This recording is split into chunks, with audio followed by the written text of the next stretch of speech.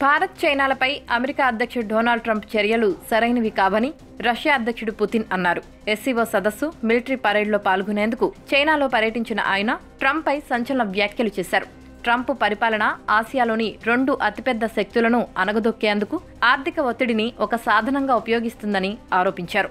భారత్ చైనాలు భాగస్వాములను పేర్కొంటూ ఇరు దేశాల మధ్య సంబంధాలను ట్రంప్ బలహీనపరిచే ప్రయత్నం చేస్తున్నారని ఆగ్రహం వ్యక్తం చేస్తున్నారు.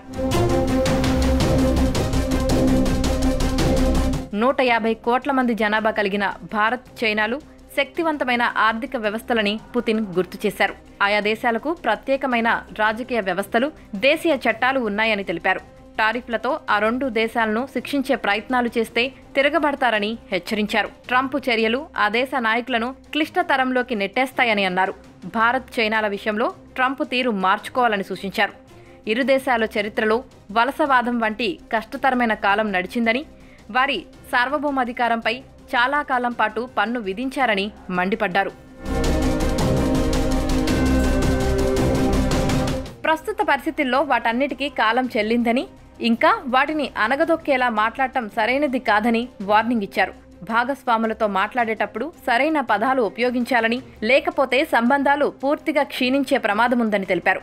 ఇక ప్రస్తుతం ఈ ఉద్రిక్తతలు త్వరలోనే ముగుస్తాయని, మళ్లీ సాధారణ స్థితికి చేరుకుంటాయని పుతిన్ ఆశాభావం వ్యక్తం చేశారు.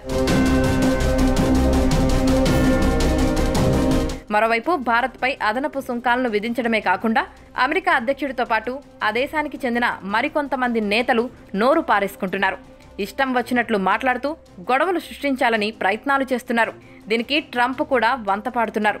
ఈ క్రమంలోనే ఇటీవల శ్వేతసౌధంలోని ట్రంప్ కీలక సలహాదారు పీటర్ నవారో భారత్పై అక్కసు వెళ్లగక్కారు. అమెరికాకు ఓ వ్యూహాత్మక భాగస్వామిలా భారత్ వ్యవహరించాలన్నారు.